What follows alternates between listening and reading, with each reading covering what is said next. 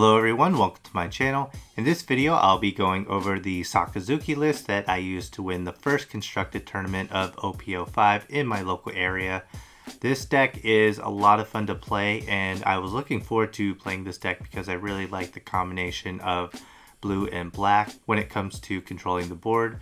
So I practiced with it probably for a month before the set came out, and it's a tough deck to master, but it's really rewarding once you can finally get it down.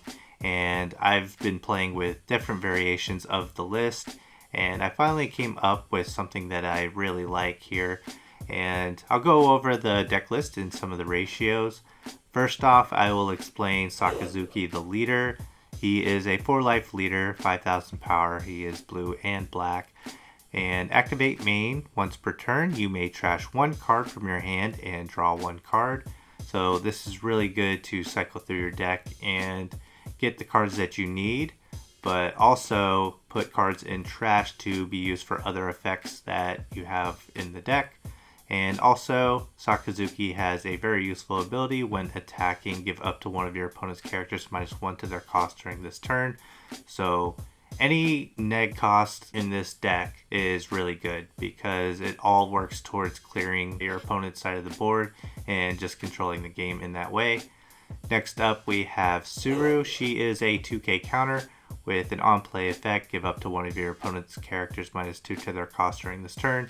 So she serves the double purpose of being a 2k counter, but also giving your opponent -2 to their cost. She's just been a staple for black decks since the introduction of the color into the One Piece card game, and a must play at 4. Next up we have Manchuri. I only play Manchuri at 1, but she is pretty good in being able to get some of your resources back in a pinch. For the low cost of 1, you play her and then activate main. You can rest a Dawn, and you rest this character and place 2 cards from your trash at the bottom of your deck in any order, and then add up to 1 black character card with a cost of 3 to 5 from your trash to your hand. So there's a lot of cards that she's able to get back. You usually want to get a card to net cost like the Hina, or to KO like the Rob Lucci. So Manchuri, it's a good card. I don't always play it. Sometimes it's just a card that I use as a counter. I think having it at 1 is a fine count. Next up is Brand New. Brand New is really important for this deck to get off the ground with because you can play him on turn 1 going second to look at the top 3 cards of your deck, reveal up to 1 Navy type card other than Brand New, and add it to your hand, then trash the remaining cards. So he really works to fish out your Hound Blazes. He does a good job of getting cards in your trash for effects, and he's just really important to making the deck run. It's definitely a card that you often want to mulligan for in your opening hand. Next up we have Hina. Hina is really good. She's a 3 cost, 5,000 power, and on play give up to one of your opponent's characters -4 to their cost during this turn. So that's really huge as an on play effect for a 3 cost. She doesn't have any counter, but she is a viable attacker, and also it's a card that you can trash. If there's any card in my hand in this entire deck that I trash for Sakazuki's draw ability first, it is Hina, because I am able to play her later on at any time with Rebecca. Next up I have 2 copies of Kobe. He is a 3 cost with 4,000 power and 1,000 counter. And he has an on-play effect. You may trash 1 card from your hand, KO up to one of your opponent's characters with a cost of 3 or less. So if I'm not trashing Hina off of Sakazuki's ability, I am trashing the Kobe. It is just a really good card, once again, to get back with Rebecca. You can play Rebecca to get the blocker, and then you can get Kobe from the trash to play him instantly to KO one of your opponent's characters. So you get a lot of value out of it. But trashing a card from your hand, it is a pretty big investment to be able to pull off the combo with Kobe to remove from your opponent's side of the board. But it's a card that can just win you games. It has to be played correctly and at the right time, but just having that option in your back pocket to remove something throughout the game is just really huge, and it's how I like to play the deck to maximize on-play effects from Rebecca and just fully control the board. So I really like Kobe in this deck as an option. I know that it's not a popular choice for Sakazuki players, but it's just been really great for me in testing, and it was a huge part for me winning the first tournament in the new set. So yeah, I really like Kobe. Next up we have Tashigi. Much like Suru, she serves the double purpose of being a 2k counter, and she also reduces cost, but her effect is an activate main. You may rest this character, give up to one of your opponent's characters -2 to their cost. So instead of on play, she is activate main, so you can continuously use her ability if she sticks on board. But sometimes I like to plan my turns ahead and play Tashigi. That way I can use the 10-drop Kuzan later on, because if I have, say, my leader ability -1, Tashigi -2, and then let's say I have a Marine Ford on board or Navy HQ, then I can potentially remove a 9 cost with the Kuzan drop. So Tashigi, sometimes I play it on board. I would say I play Tashigi about as often as Suru, but you usually want to keep the 2k counters in your hand because this deck doesn't have many counter, as you can see, and people might think that's crazy to have such low counter, but when you're only defending one leader swing from your opponent, it's actually not too bad, especially with all the blockers that we play. Speaking of blockers, we do play the Borsellino at 3. He is a 4 cost 5,000 power, and on your opponent's turn he gains plus 1,000 power and cannot be KO'd by effects. He's been our blocker for the color since the color was out, so really powerful card. Next up we have the 4 cost Kuzan. I only play one copy of him. I do obviously recognize the value of the Kuzan. He does a lot of things that you would want this deck to do. On play you get to draw a card, so that's always good. It's a solid body on board, 4 cost 5k, and when attacking, give up to one of your opponent's characters -4 to their cost during this turn. So if you're able to pull that off, then removing your opponent's characters becomes really easy. The only problem with Kuzan is he has to stick on board for a turn, and that's not super easy to do in this format. There's a lot of cards that can deal with him, like Gadatsu or Polly, or even opposing Sakazukis can deal with Kuzan very easily. So I dropped him down to 1. He doesn't have a counter either, so that's a comfortable number for me. I don't think I would want to cut him. There's not really too much that I think I would rather have than the 1 copy of the Kuzan. Maybe a 2k counter or something, but yeah, I think having 1 copy of Kuzan is fine, and there are times where I see him and I do play him, but you know, that brings up a good point with this deck list, is that you look at it and there are some 1-ofs and 2-ofs, and that really speaks to Sakazuki's ability, because being able to draw and cycle through your deck and then being able to get cards back from your trash, it just affords you the opportunity to play low count of characters. Next up is a card that's definitely in the running for MVP of this deck. It is the Rob Lucci. 4 cost 6,000 power, very solid. Doesn't have a counter, but on play you may place 3 cards from your trash at the bottom of your deck in any order, and then KO up to one of your opponent's characters with a cost of 2 or less, and one of your opponent's characters with a cost of 1 or less. So it's very easy to remove 2 characters with this Rob Lucci. There are a lot of decks that like to combo into a board, whether it be Ulti Page 1 right now, or Ohm and Holy.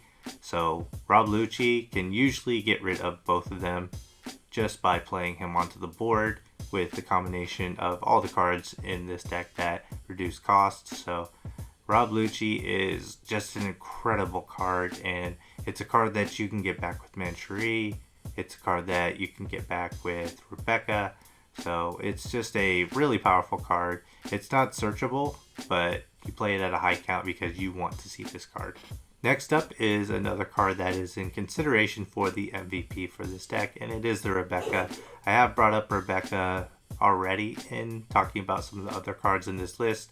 She is a 4 cost with 0 power, but she does have a 1,000 counter, and she is a blocker. And on play, add up to 1 black character card with a cost of 3 to 7, other than Rebecca, from your trash to your hand. Then play up to 1 black character with a cost of 3 or less from your hand rested. So you want to have some on-play effects to play off of her ability.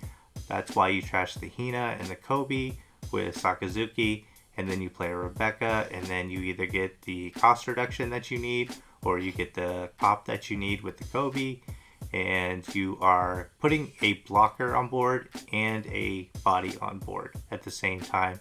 So it gives you a lot of momentum. Rebecca is such an incredible card for this deck, and this is definitely a staple. It's a 4 of in this deck for sure. Next up we have Sabo. He's a 5 cost 6,000 power with 1,000 counter. He is a blocker, and he has the on-play effect. Your character cannot be KO'd by effects until the start of your next turn, and draw 2 cards and trash 2 cards. So his ability to protect your board from being KO'd by effects is really relevant in the mirror because it denies your opponent Lucci KOs. So Sabo's really good for that, but he's also good to filter out your hand because he does draw 2 cards and allow you to dig deeper into your deck and then just trash 2 cards that you don't need. And of course you could use those cards that you trashed off the Sabo to come into play off of Rebecca as well. So Sabo does have a lot of utility for this deck, so I think it's a really good card to include at 2 copies. Next up is the 7 cost Borsellino. So this card is obviously really good. It's a 7 cost 8,000 power. On play, place up to 1 character with a cost of 4 or less at the bottom of your opponent's deck. So it's really easy to get almost any character in the game down to 4 cost with the cards in this deck. And of course, bot decking right now is the best form of removal in the game. So yeah, I really like Borsellino. Play him at 3. If he sticks on board, then that's just really good for you. He's the reason that you don't play Mihawk, because you're still getting a strong body on board and you're playing him for 2 less Dawn. So Borsellino is definitely one of the better cards in this deck as well, especially for your top end. Speaking of top end, we have the 10 drop Kuzan. So this is a card not a lot of Sakazuki decks play, but I have seen some with it. I think the 10 cost Kuzan is important for me to have in the deck because when I was playtesting, I just didn't think the deck had enough power. There are a lot of times where I just wanted a big swing on board, and if you play Kuzan in the right matchup, he is incredible. So one of the matchups that I found him to be really good in is the yellow matchup. I played it in the tournament in the final round. I had 2 Tashigi on board and I had Navy HQ along with the leader ability, so I was able to get rid of a 10 cost Big Mom, and from there I was able to remove everything else that he played very easily. So yeah, the 10 drop Kuzan, not only is it a big body, but on your turn all of your opponent's characters get -5 to their cost, and on play KO up to 1 of your opponent's characters with a cost of 0. His -5 cost comes into effect before his KO.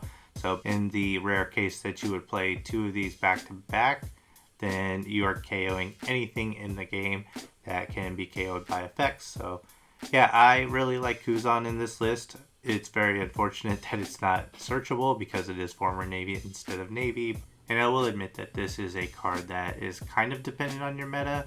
I think right now it is a card that I'm comfortable in including, but if I feel like the meta is low to the ground, then maybe that's a flex spot where I can make some adjustments to that.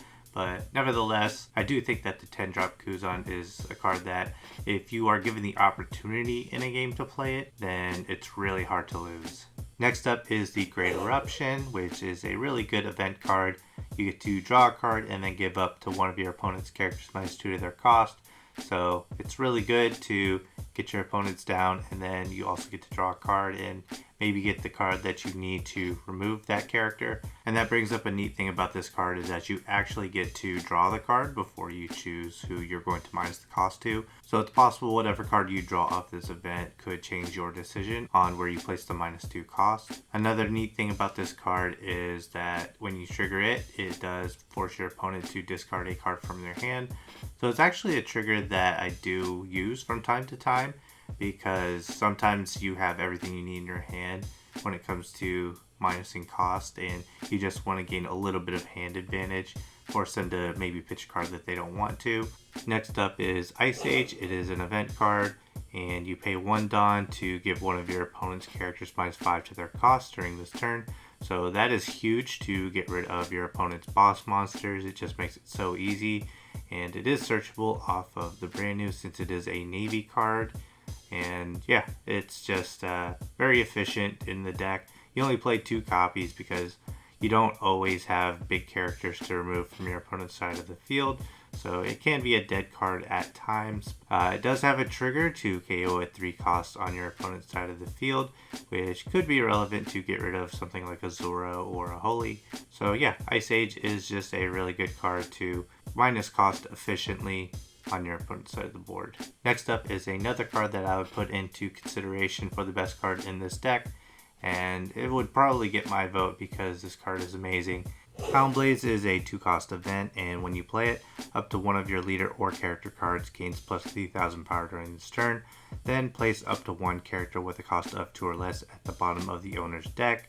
So it is a really good card to boost your characters on board, and the 30,000 power actually makes a lot of characters in this deck relevant swing. So one of the more popular targets that you want to use this on is your brand new. And yeah, like I said before, bottom decking your opponent's characters is the best form of removal in the game, and this card is able to bot deck a 2 cost, so that is a pretty easy threshold to get down to. So this card does have a trigger to return up to one character with a cost of 3 or less to the owner's hand, but I would say about 90% of the time this is a card that you're going to want to put to your hand. But returning a character with a 3 cost or less to the owner's hand could be a good move. One scenario would be to put some of your own characters back to your hand so you can use their on-play effects, such as the brand new, the Hina, or the Kobe, or maybe you just want a Tashigi back to your hand for a 2k counter. So yeah, it's not a bad trigger, but a lot of the times you're going to want the boost at any point throughout the game and the removal. So yeah, this card is just so good, and this deck in particular would not be the same without it. The last card in this list is Marineford or Navy HQ. It is a stage card, and on play, give up to one of your opponent's characters -1 to their cost during this turn, and activate main, you may rest this stage. If your leader has the Navy type, give up to one of your opponent's characters -1 to their cost during this turn. So when you first play this card in this deck, you essentially are -2 to your opponent's character, and you can even stack a Marineford on top of a Marineford to get even more neg cost out of that. This is a card that I do think a lot of people are cutting back on. It's a card that actually I was not playing at the very beginning of my playtesting, but I did include it, and I just really like it because it sticks on board. There isn't really any good stage removal in the game right now. So it's a card that you can play and then have it for the rest of the game. You can play it as early as turn 1. Usually you want to hold it to play it so that you can get the -2, but I think it's a fine play to just put it onto the board as quickly as possible. And yeah, that extra -1 really comes in handy, and it's the reason I still include it in this list. So that is my list, and I think that pretty much every card that I just went over contributed in some positive way to my tournament run. There's just never really a combination of cards that you can't work with, and that's a really good thing for a deck to be really consistent like that. But there are a few cards that I would consider adding to this list. So the first card that I'll talk about is the new Hina from set 5. She is a 3 cost 4,000 power with a +1,000 counter, and on play, draw 1 card if you have 5 or less cards in your hand. So this is a pretty good option to pitch with the Sakazuki and then play off the Rebecca. The only reason I don't play this card is because I like to go all in on the removal strategy, and drawing a card is always going to be nice, of course, but I feel like a lot of times you just need a free turn from your opponent's side to be able to play it. Like if they don't play a character on board for you to remove, then it's a fine time to maybe draw a card, but still I feel like you want to hold the Rebecca for the turns where your opponent does play a character on board. So yeah, Hina is a fine card to keep hand in Sakazuki. It's a good consistency card, but I think that the Kobe's contribute more to the strategy behind the deck, and that's the spot where I anticipate you'd fit in the Hina, would be in the Kobe slot. And another card that I would consider is the Ulti from set 4.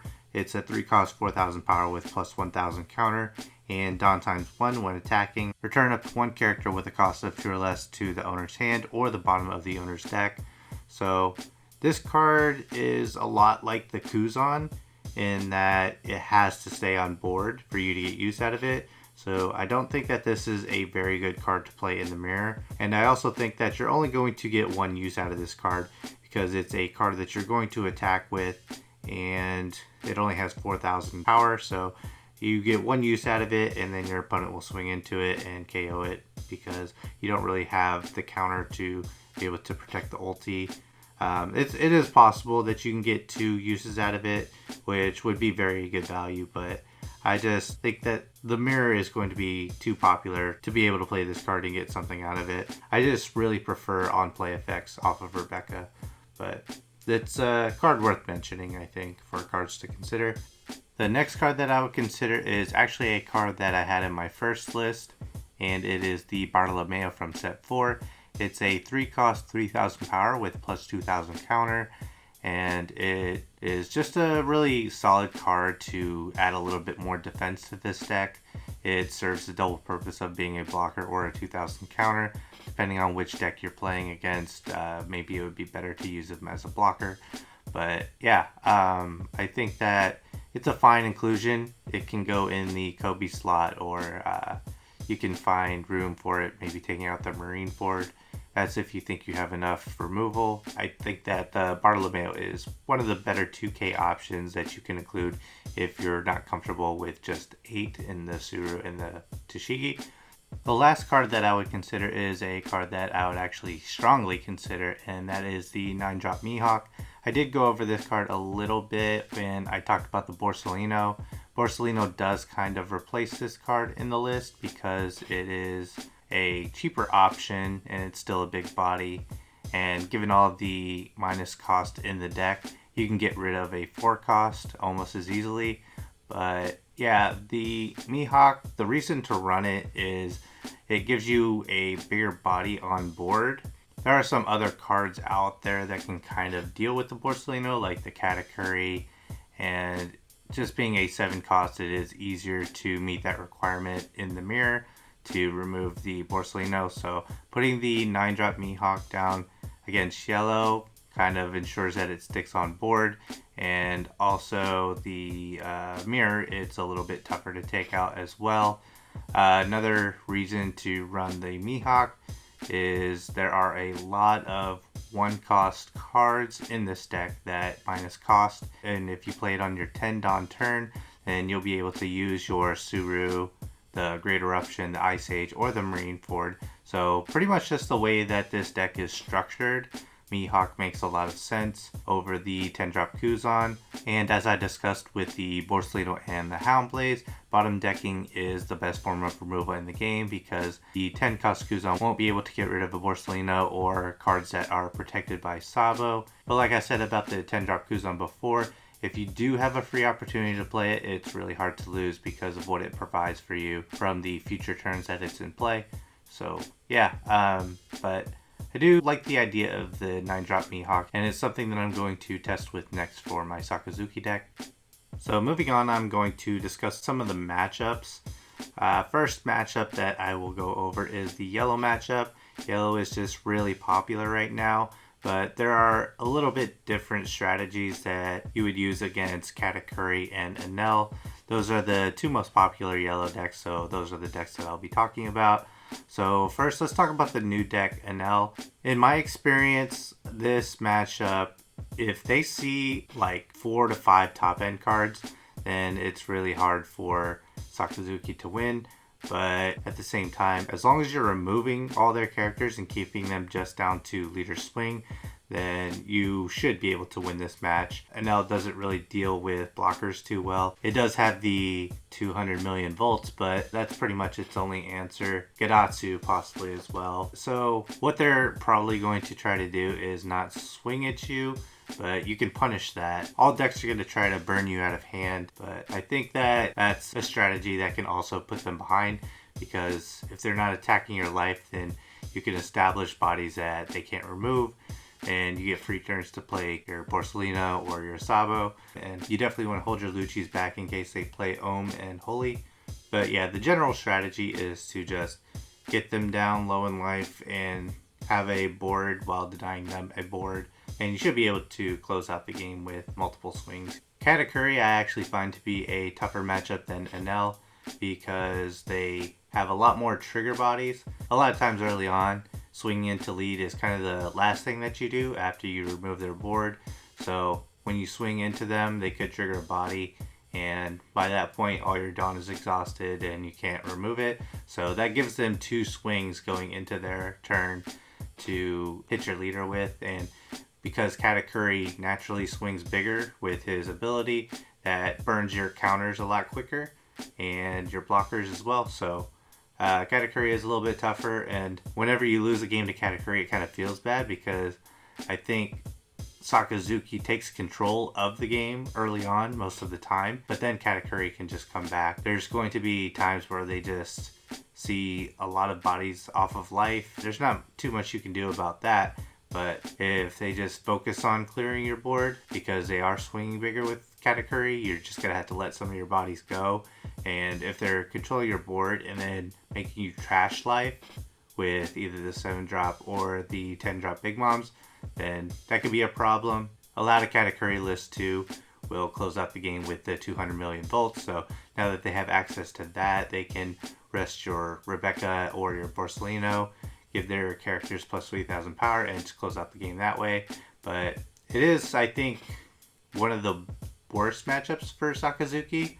I would say Enel, in my experience, is slightly favorable, and Katakuri is slightly unfavorable, I guess I would say. It's definitely still beatable, but sometimes it's just too hard to play around their triggers, and they just have a lot of options now. Every set, Katakuri gets better. So, yeah. The next matchup I'll talk about is the red-purple matchup. So, the red-purple Law is a deck that I've had not really much trouble with. The characters are all low to the ground, so I'm able to KO a lot of their characters without much investment at all. Rob Lucci is MVP in the Law matchup, and if they do start getting crazy with a board, you can kind of wipe it out in one go. You can get a combination of Rob Lucci and then Hound Blaze, remove a character and have a bigger swing to go into their rested character that they attacked with. So you definitely want to burn them out of hand, and it's easier for you to burn their hand because they're playing a lot of characters and they're also playing with less Dawn. So you have a lot of advantages in that matchup. Their board can definitely get out of hand, and if that's the case and your hand just bricks and you don't see any counter, which is very possible in this deck, then they can definitely beat you. But it's a favorable matchup for Sakazuki. Also, make sure that you don't get baited into the 4-drop Law blocker where he trashes 2 cards from your hand if you have 7 in hand. So counter the first swing, or whatever works to get your hand size under 7 before they can play the Law. The last matchup I'll discuss is the Mirror. I usually try to avoid talking about the mirror match in my profile since they're not always that much fun, but I think it's important to go over some strategies in this case because you'll likely run into the mirror quite a bit playing Sakazuki. The best advice I can give is to get in a lot of practice because you'll need to know how to grind out the win because the matches are usually pretty close. Your removal pieces are more important than your cost reduction in this one since Sakazuki doesn't typically play big characters, so be sure to mulligan for Rob Lucci and Hound Blazes. Rob Lucci should be your go-to early removal, and Hound Blaze is better late because it can remove the blockers that can't be KO'd by effects, and it also boosts your power to close out a game with bigger swings. Always try to clear their board as efficiently as possible so you can save your Dawn to swing as big as you can because Sakazuki doesn't typically play a lot of counters, so the bigger you swing, the more life you'll take, and if possible, always try to be 1 life ahead of your opponent. With this list in particular, getting down a 10-drop Kuzan late could be crucial to winning if they can't answer it because at your 10 Dawn turn, you'll likely be winding down the match one way or another, and having a big swing with 0 investment could close it out. Not to mention his cost reduction will make it easy to remove any blocker they put down to defend themselves, so yeah, definitely if the 10-drop Kuzan sticks in this matchup, it could be a game changer at the end of the game. Familiarity with the matchup is the only way to approach the mirror with confidence. I haven't struggled too much with the mirror so far because if you played it enough, you'll just know what you have to do to grind out the win. So that concludes my Sakazuki deck profile. This is a lengthy one compared to my other profiles, but this deck is so involved that I want it to be as thorough as possible. Keep in mind too, this is still early in the OP5 meta, so this list could look a lot different in a few weeks with more results from larger tournaments, but I can say with full confidence that this list operates like a machine, and as I said before, there's not really a combination of cards in this list that you can't work with. The deck requires a lot of practice, but it is very rewarding when you learn to sequence properly and master the board control aspect, and it's already my favorite deck I've played with in the One Piece card game. I'm just really happy to finally be playing a blue and black leader that fits into a playstyle I enjoy. Sorry, Rebecca. Let me know in the comments below what you think of this list and what are some cards you agree or disagree with. Consider subscribing for more One Piece card game content, and I'll catch you all in the next video.